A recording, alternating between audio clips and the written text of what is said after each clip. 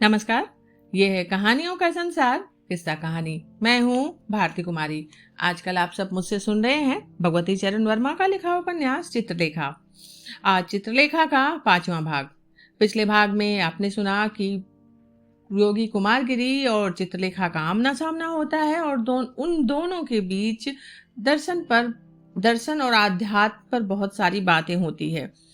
तो ये जो बातचीत थी दोनों का, जो वार्तालाप थी कुमारगिरी और चित्रलेखा की, वो बहुत ही आकर्षक थी। या फिर ये कहें कि हो सकता है जो सामान्य सांसारिक इंसान हो उन्हें थोड़ी सी उनमें अंदर जाने में ये लगे कि ये बहुत भारी सी बात है, ऐसी बातें क्या ही होती है। लेकिन अगर एकदम थोड़ा सा ध्यान से आप सुनेंगे उसको या पढ़ेंगे किताब को, तो वो कितनी ही सुकून वाली बात है कि हाँ, दो लोगों में इस तरह की बातचीत और इस तरह के वार्तालाप भी हो सकते हैं। ये एक बहुत ही अलग तरह का अनुभव होता है पढ़ते हुए। आज 5वां भाग होगा। आज सुनिए 5वां भाग। महायज्ञ के अभिमंत्रित धूम्र से सुवासित राजप्रासाद के विशाल प्रांगण में सम्राट चंद्रगुप्त मौर्य के अतिथि आसीन थे। रत्न जटित स्वर्ण के राज सिंहासन पर महाराज विराजमान थे और उनका मुख पूर्व की ओर था। उनके दक्षिण ओर क्रम में यथायोग विशाल साम्राज्य के आमंत्रित सामंतगण बैठे थे और वाम पार्श्व में राज्य के प्रधान कर्मचारी। सामने कर्मकांडी ब्राह्मणों तथा तपस्वियों का जमघट था। ये सभा प्रथा के अनुसार महायज्ञ के बाद दर्शन पर तर्क करने के लिए एकत्रित हुई थी। महाराज चंद्रगुप्त ने हंसकर अपने प्रधानमंत्री चाणक्य की ओर देखा। नीति कुशल मंत्रीवर, आपका नीति शास्त्र अनेक स्थानों पर धार्मिक सिद्धांतों की अवहेलना करता है। इस विरोध का क्या कारण है? क्या आप ये बताने की कृपा करेंगे कि नीति शास्त्र धर्म के अंतर्गत है अथवा नहीं? चाणक्य ने उठकर अपने सामने आसीन विद्वान मंडली को नमस्तक नमाया और फिर सम्राट को अभिवादन करके बैठ गए। बैठकर उन्होंने उत्तर दिया, महाराज का कथन सर्वथा उचित है। मेरे नीति शास्त्र में कहीं कहीं निर्धारित कर्म की रूढ़ियों के विरोधी सिद्धांत मिलते हैं। ये स्पष्ट है और यह मैं मानता हूं, पर उसके साथ साथ ही मैं ये बतला देना चाहता हूं कि धर्म समाज द्वारा निर्मित है। धर्म ने नीति शास्त्र को जन्म नहीं दिया, वरन इसके विपरीत नीति शास्त्र ने धर्म को जन्म दिया। समाज को जीवित रखने के लिए समाज द्वारा निर्धारित नियमों को ही नीति शास्त्र कहते हैं और इस नीति शास्त्र का आधार तर्क है। धर्म का आधार विश्वास है और विश्वास के बंधन से प्रत्येक मनुष्य को बांधकर उससे अपने नियमों का पालन कराना ही समाज के लिए हितकर है। इसीलिए ऐसी ही परिस्थितियां आ सकती हैं जब धर्म के विरुद्ध चलना समाज के लिए कल्याणकारक हो जाता है और धीरे धीरे धर्म का रूप बदल जाता है। चाणक्य के वाक्य समाप्त होते ही विद्वान मंडली में घोर निशब्दता छा गई।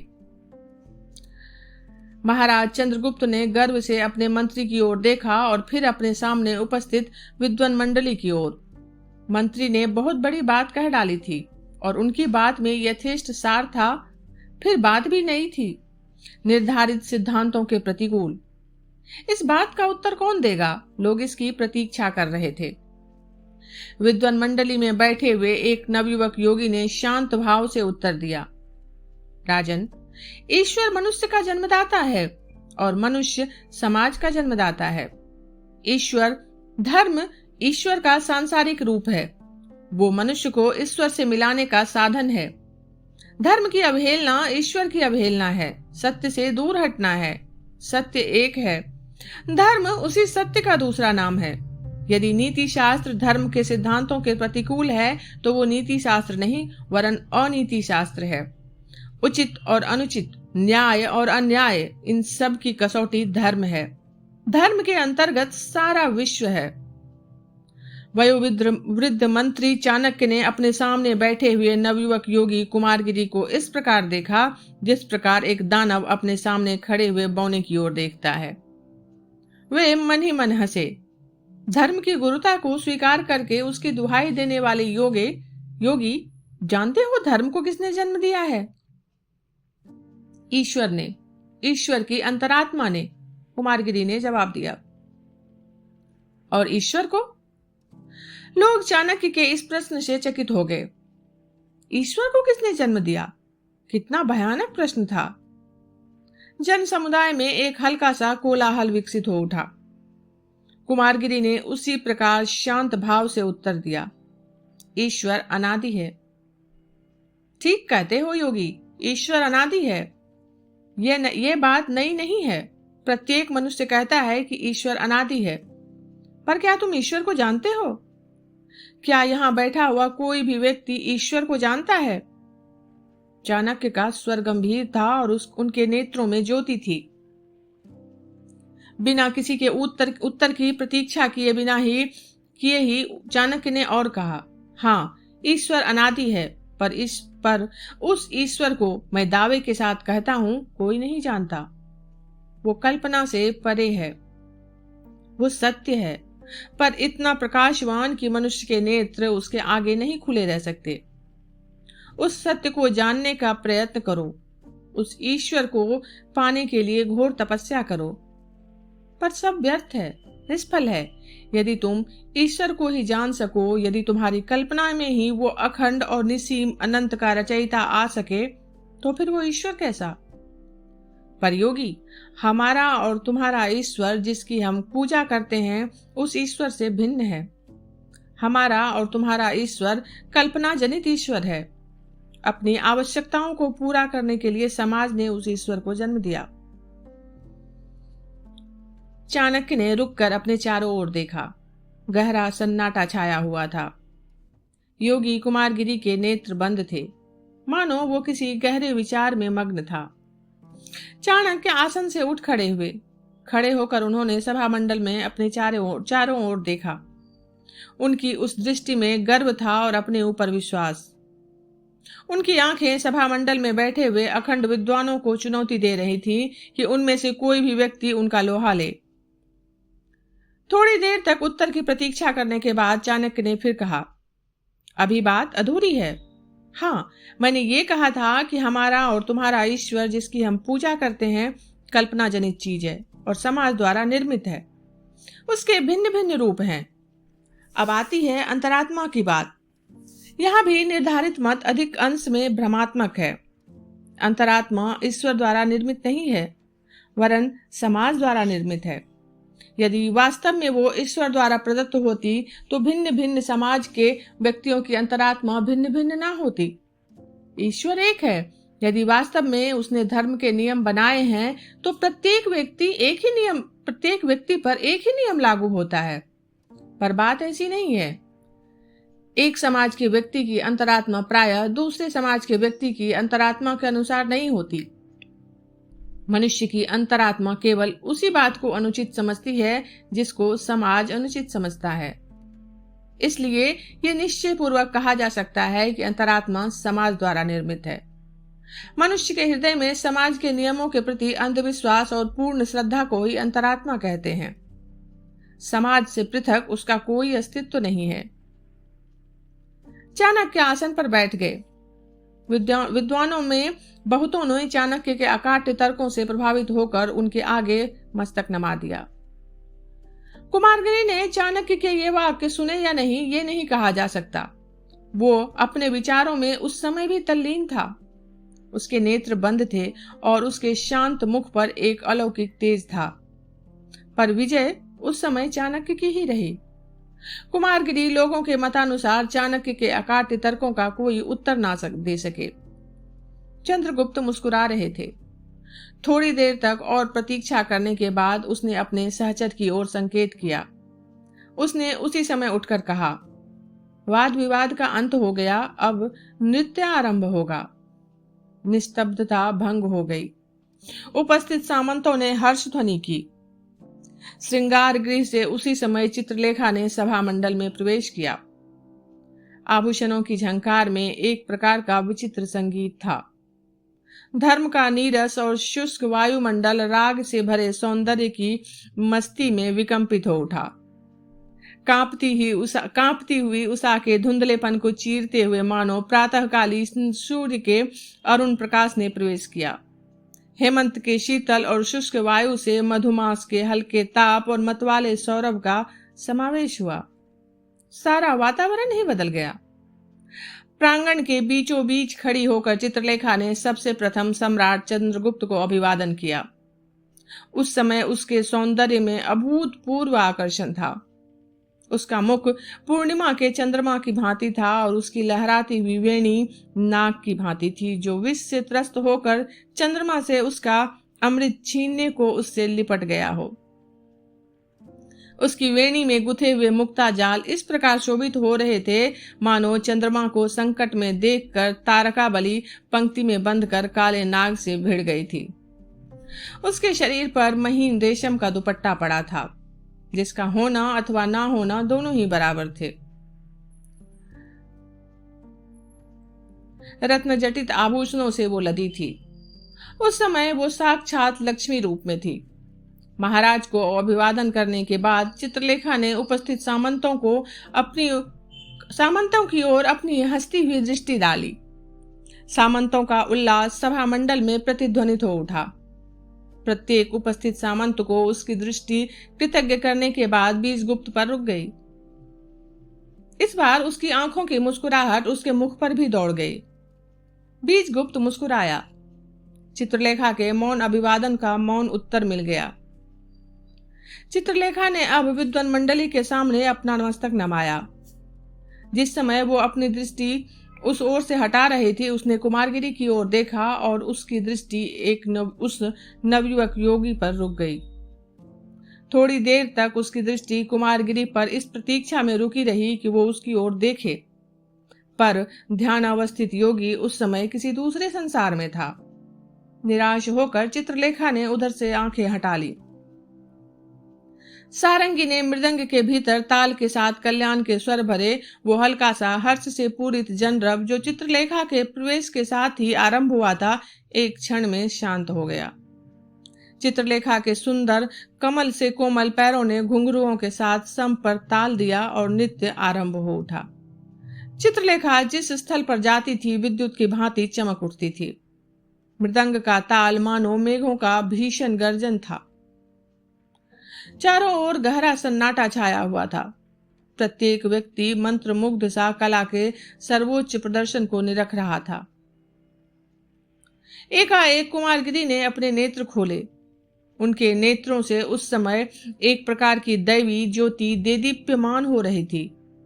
वो उठकर खड़े हुए और उन्होंने गंभीरता पूर्वक कहा, मंत्री चाणक्य, मैं ईश्वर को जानता हूं और तुम्हें इस भारी सभा को संतुष्ट करने के लिए इसी स्थल पर ईश्वर को दिखला भी सकता हूं। सभा का सन्नाटा भंग हो गया। कुछ लोगों ने कुमारगिरी के ये वाक्य सुने और कुछ ने नहीं। ना सुनने वालों में अधिकतर नवयुवक सामंतगण थे, जो नृत्य देखने में व्यस्त थे। उन्होंने चिल्लाकर कहा, उस योगी को बिठा दो। चित्रलेखा ने भी योगी के वाक्य नहीं सुने। वो उस समय नृत्य में व्यस्त थी। उसके पैरों में अजीब जादू था, कला का अभूतपूर्व कौशल था। महाराज चंद्रगुप्त ने चाणक्य की ओर एक अर्थपूर्ण दृष्टि डाली और चाणक्य ने सम्राट की ओर। योगी कुमारगिरी एक बहुत बड़ी बात करने पर तत्पर थे। चाणक्य ने उठकर कहा, सामंतगण और विद्वानों, योगी कुमारगिरी का दावा है कि वो ईश्वर को जानते हैं और इसी स्थल पर इसी समय सब लोगों को ईश्वर का दर्शन भी करा सकते हैं। महाराज सहमत हैं, अतः थोड़ी देर के लिए नृत्य को स्थगित करा देना ही उचित है। इस बार सामंतों ने यह सुना और साथ ही चित्रलेखा ने रुककर क्रोध भरे नेत्रों से चाणक्य की ओर देखा और उससे दुगने क्रोध के साथ कुमारगिरी की ओर। इसके बाद वो चुपके से एक कोने में जाकर बैठ गई। चाणक्य ने उठकर कहा, योगी कुमारगिरी, हम सब ईश्वर को देखने के लिए प्रस्तुत हैं। कुमारगिरी ने अपना आसन छोड़ दिया। उनके उठने के साथ सभा मंडल में घोर निस्तब्धता छा गई। उठकर वे सभा मंडल के बीचों बीच खड़े हो गए। कुछ देर के लिए उन्होंने अपने नेत्र बंद कर लिए। उसके बाद उन्होंने कहा, उपस्थित पंडितों और सामंतों, मेरी ओर देखो। लोगों ने देखा, योगी कुमारगिरी जहां खड़े थे उसी के पास यज्ञ वेदी से एक अग्नि शिखा निकली और वो शिखा छत की ओर बढ़ने लगी। उस अग्निशिखा का प्रकाश ग्रीष्म ऋतु के मध्याह्नकालीन सूर्य के प्रकाश से कहीं अधिक तीव्र था। छत पर पहुंचकर वो उसको भेद गई और आकाश की ओर बढ़ी। धीरे धीरे वो पतली सी अग्निशिखा आकार में बढ़ने लगी और उसका प्रकाश इतना तीव्र हो गया कि लोगों के नेत्र उस प्रकाश को न सहन कर सकने के कारण बंद होने लगे। पर आश्चर्य की बात यह थी कि उस अग्निशिखा में ताप न था, केवल प्रकाश था। कुमारगिरी ने कहा, यह सत्य है। चाणक्य चिल्ला उठे, योगी तुम झूठ बोलते हो, वहां तो कुछ नहीं है। इस बार लोगों ने चाणक्य की ओर आश्चर्य से देखा। योगी कुमारगिरी ने कहा, क्या वयोवृद्ध मंत्री सत्य के प्रकाश को नहीं देख सकते? चाणक्य ने फिर कहा, कैसा प्रकाश, वहां तो कुछ नहीं है। कुमारगिरी ने चाणक्य को कोई उत्तर ना दिया। उन्होंने फिर कहा, और देखो। इस बार वो अग्निशिखा धुंधली होने लगी और अग्निपुंज में परिणत हो गई। उस अग्निपुंज में लोगों ने अनेक प्राणी देखे जो उसी में एक ओर से निकलते और दूसरी ओर से लोप हो जाते थे। उसी अग्निपुंज में लोगों ने विशाल नगर बनते और नष्ट होते देखे। उन्होंने उसमें पृथ्वी, जल, वायु तथा आकाश देखे। धीरे धीरे वो सब लोप हो गया और वही अग्निपुंज रह गया। योगी कुमारगिरी ने कहा, और ये ईश्वर है। चाणक्य इस बार पागल की भांति चिल्ला उठे, मुझे कुछ नहीं दिखलाई देता योगी, मैं फिर कहता हूं कि तुम झूठ बोलते हो। कुमारगिरी ने आंखें बंद कर ली। सब कुछ लोप हो गया। आंखें खोलकर उन्होंने हंसते हुए कहा, मंत्री, मैं ये कहूंगा कि तुम झूठ बोलते हो और मेरे इस कथन की साक्षी सारी सभा है। यहां पर उपस्थित सज्जन तुम्हें इसका उत्तर देंगे। लोग चिल्ला उठे, मंत्री झूठ बोलते हैं क्योंकि हमने सत्य और ईश्वर दोनों को देखा है। मर्माहत चाणक्य ने इस बार चंद्रगुप्त की ओर देखा। सम्राट ने भी कहा, मंत्री, कुमारगिरी झूठ नहीं बोलते, हमने सत्य और ईश्वर को देखा है। मेरी आंखों ने आज प्रथम बार मुझको धोखा दिया है। नवयुवक योगी, मैं हारा और तुम जीते। इतना कहकर चाणक्य बैठ गए। योगी कुमारगिरी ने चलने को पैर उठाए ही थे कि उन्हें नर्तकी चित्रलेखा के शब्द सुनाई दिए। योगी, ठहरो, मेरे भ्रम का निवारण अभी नहीं हुआ। लोगों की आंखें आश्चर्य से चित्रलेखा की ओर घूम पड़ी। जन समुदाय का कौतूहल बढ़ गया। योगी कुमारगिरी को रुक जाना पड़ा। आगे बढ़कर चित्रलेखा ने कहा, योगी, तुमने जो कुछ दिखलाया था वो मैंने नहीं देखा। मंत्री चाणक्य को सब लोग झूठा ठहरा सकते हैं, पर मैं नहीं।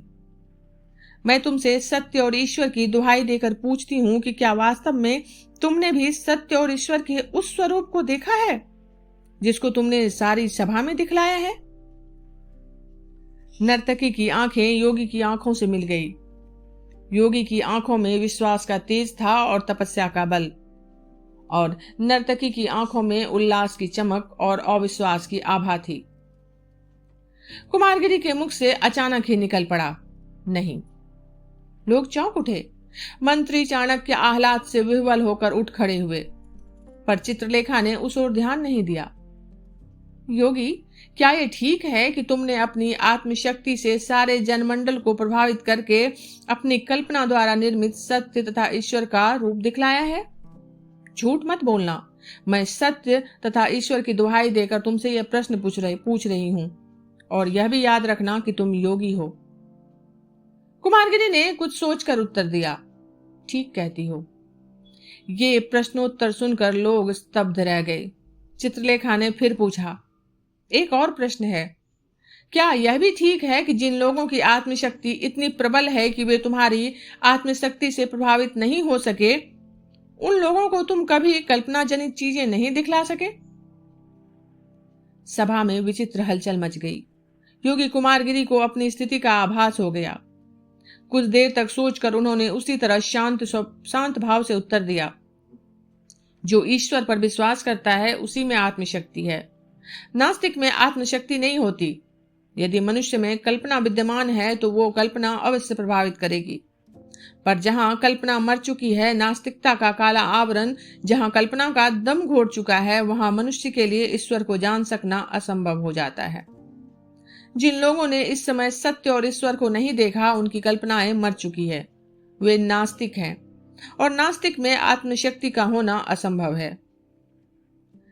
चाणक्य ने सम्राट की ओर देखा और सम्राट ने चाणक्य को कुछ संकेत किया। इसके बाद चाणक्य ने बढ़कर विजय का मुकुट चित्रलेखा के मस्तक पर रख दिया। नर्तकी चित्रलेखा, आज की विजय तुम्हारी रही। तुमने सत्य के उस रूप को, जिसको आत्मशक्ति के दुरुपयोग द्वारा भ्रम के आवरण में छिपाने पर का प्रयत्न योगी कुमारगिरी ने किया था, हम लोगों को दिखला दिया।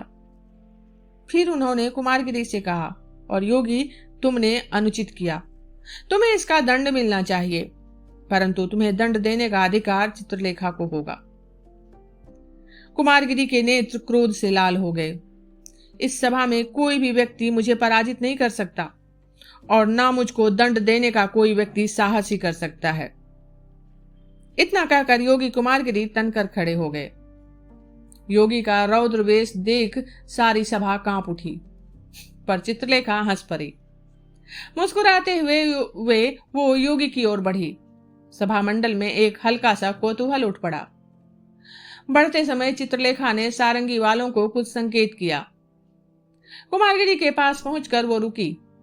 योगी, तुम्हें दंड देने का अधिकार मुझे सौंपा गया है और मैं तुमको दंड देने पर तुली हुई हूं। मेरा दंड देने का साहस तो देखो। इतना कहकर उसने सोने का विजय मुकुट कुमारगिरी के मस्तक पर रख दिया। उसी समय सारंगी में इमन की गीत बजी और चित्रलेखा बिजली की भांति सम पर चमक उठी। नृत्य आरंभ हो गया। लोगों ने हर्षध्वनि की। कुमारगिरी अवाक खड़ा रह गया। चित्रलेखा के दूर चले जाने पर उसे होश आया। उस समय सारी सभा हर्षध्वनि कर रही थी। दंड और पराजय, इन पर विचार करना होगा। योगी कुमारगिरी का उठा और तेजी के साथ वो सभा मंडल के बाहर चला गया। चित्रलेखा का 5वां अध्याय आज यहीं तक। अभी आप सुन रहे थे भारती कुमारी की आवाज में भगवती चरण वर्मा का लिखा हुआ उपन्यास चित्रलेखा का 5वां भाग।